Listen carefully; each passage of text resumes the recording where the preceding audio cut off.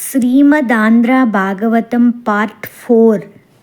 సుఖబ్రహ్మ పరీక్షిత్ సమక్షంలో 7 రోజుల పాటు భాగవత ప్రవచనమును చేశారు. దాని ఫలితం ఏమిటి? తాను చనిపోతానని బెంగపెట్టుకున్న పరీక్షిత్తు భాగవతమునంతటినీ విన్నాడు. విన్న తరువాత ఆయన అన్నాడు, ఈ శరీరం చచ్చిపోయింది, బెంగలేదు అన్నాడు. ఆయనకు తెలిసింది ఏమిటి? చనిపోవడం అనేది అసలు ఆత్మకు లేదు. మరి చనిపోయేదేంటి? శరీరం.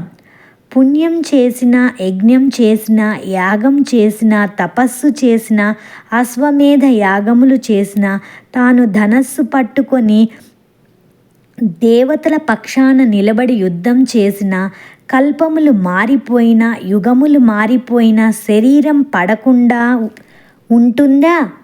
ఉండదు, పడి తీరుతుంది.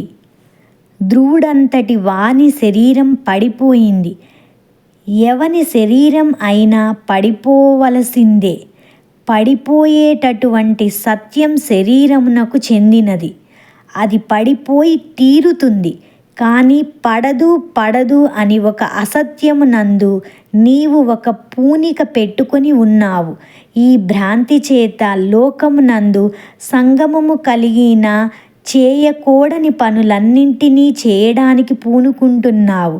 ఈ శరీరం ఉండిపోతుందన్న భ్రాంతిని పొందుతున్నావు. వెళ్ళవలసింది వెళ్ళిపోయి తీరుతుంది. వెళ్ళనిది ఎప్పుడూ వెళ్ళదు. కాబట్టి నేను అనబడినది ఆత్మ అయితే దానికి చావు లేదు. నేను అనబడినది శరీరం అయితే అది చచ్చిపోయి తీరుతుంది. కాబట్టి ఉన్న సత్య వస్తువును పట్టుకుంటే మరణ భయం లేదు. అసత్య వస్తువును పట్టుకుంటే మరణ భయం ఉంది. మరణ భయంలో సమస్తమైన అజ్ఞానం ఉంది, అవిద్య ఉంది, భయం ఉంది. ఏది పట్టుకుంటావు? సత్యమును పట్టుకో. అది అంత తేలికైన విషయం కాదు. భాగవతమును వినిన వాడు మాత్రమే సత్యమును తేలికగా పట్టుకొనగలడు. అలా పట్టుకునేటట్లు సత్యవస్తువు గురించి వ్యాసుడు తన భాగవతమునందు ప్రతిపాదన చేశారు. అందుకొని ఎవరు భాగవతమును వింటున్నారో, చదువుతున్నారో వారికి సత్యం పట్ల పూనిక కలుగుతుంది. ఈశ్వరుని పట్ల పూనిక కలుగుతుంది. ఆయన పాదములు పట్టుకున్న వాళ్ళు ఎలా తరించారో భగవంతుని భక్తుల గాథలు ఆవిష్కరింపబడతాయి. 7 రోజులు భాగవతమును విని పరీక్షిత్తుకు మరణం రాకుండా పోలేదు.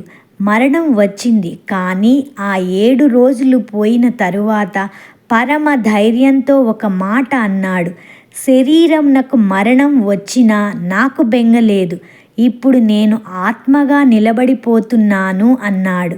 ఈ శక్తి కొన్ని కోట్ల జన్మలలో లోపించడం వలన మనం అలా తిరుగుతూనే ఉన్నాము.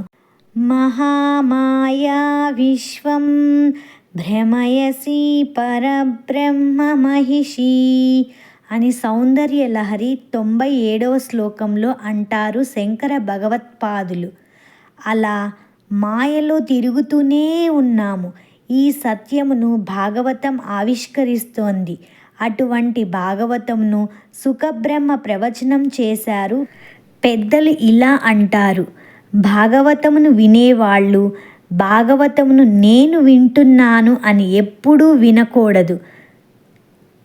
పిబత భాగవతం, భాగవతమును తాగేసేయి. కానీ ఇదెలా సాధ్యం? భాగవతమును తాగడం ఎలా కుదురుతుంది?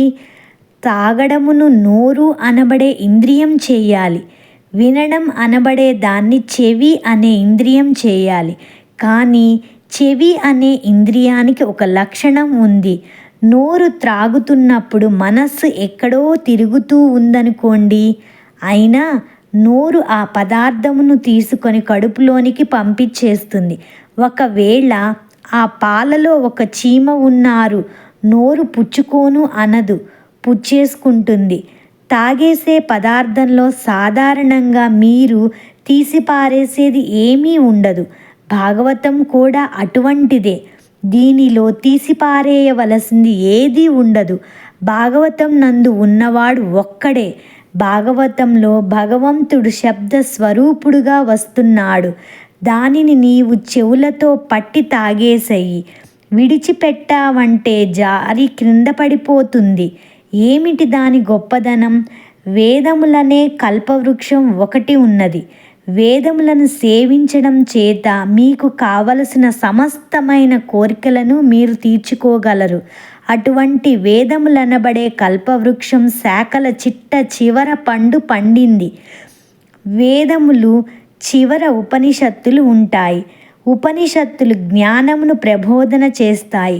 ఉపనిషత్తులనే జ్ఞానమును బోధించే వేదముల చివర ఉన్న శాఖల చివరి భాగములలో పండిన పండు ఉపనిషత్తుల చేత ప్రతిపాదించబడిన పరబ్రహ్మ స్వరూపము. ఈ పరబ్రహ్మ స్వరూపము ఈ వేళ పండుగా పండింది. దీనిని చిలక కొట్టేసింది. ఎవరా చిలక? సుఖబ్రహ్మ. శుకుడు తన నోటి ద్వారా ప్రవచనం చేశారు. దేని మీద అపేక్ష లేనటువంటి ఒక మహాపురుషుడు ప్రవచనం చేశాడు. అటువంటి సుఖబ్రహ్మ నోట్లో నుంచి వచ్చింది. అందుకని ఆ భాగవతంను తాగేసేయి. ఇది ఈశ్వరునితో నిండిపోయి ఉంది. భూమి యందు నీవు భావుకుడివి అయితే నీవు చేయవలసిన ప్రధాన కర్తవ్యం ఇదే. అందుకని ఈ భాగవతం అంత గొప్పది.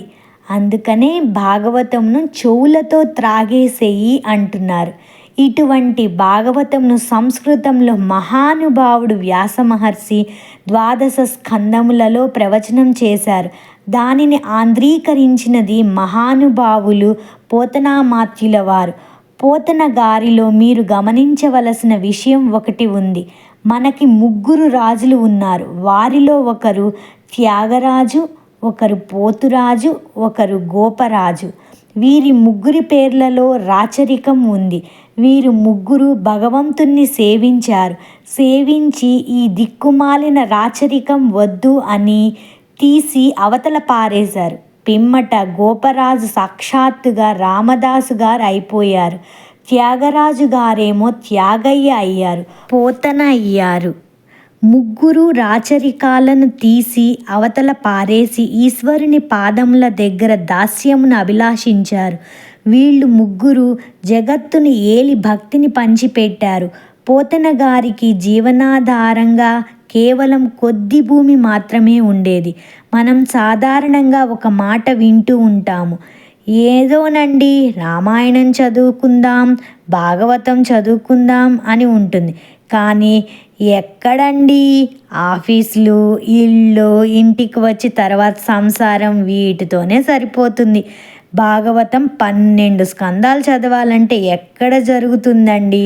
కుదరడం లేదండి, నాకు చదవాలని ఉన్నా అని అంటూ ఉంటారు చాలామంది. మనం పోతన గారి జీవితమును పరిశీలిస్తే ఆయనకు చిన్న పొలం ఉండేది. ఆయన ఏకశిలా నగరం ఓరుగల్లుకి దగ్గరలో ఉండేవారు. ఉండి ఆ పొలం దున్నుకొని ఎప్పుడు నాగలి పట్టారో, ఎప్పుడు విత్తనములు చల్లారో, ఎప్పుడు పొలము దున్నారో, ఎప్పుడు మంచె మీద కూర్చున్నారో తెలియదు.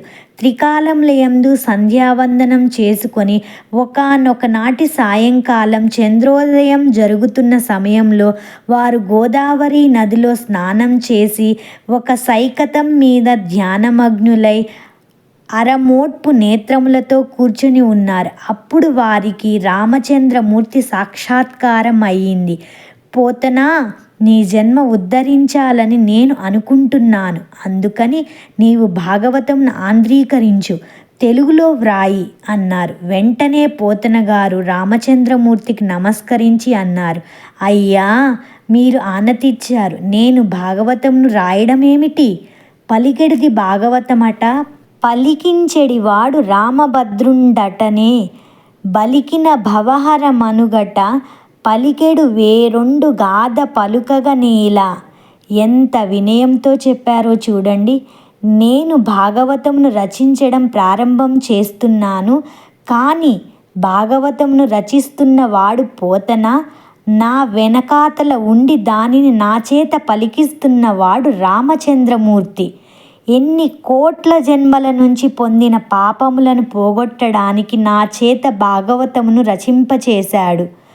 ఇంకొక గాథ నేను ఎందుకు పలకాలి?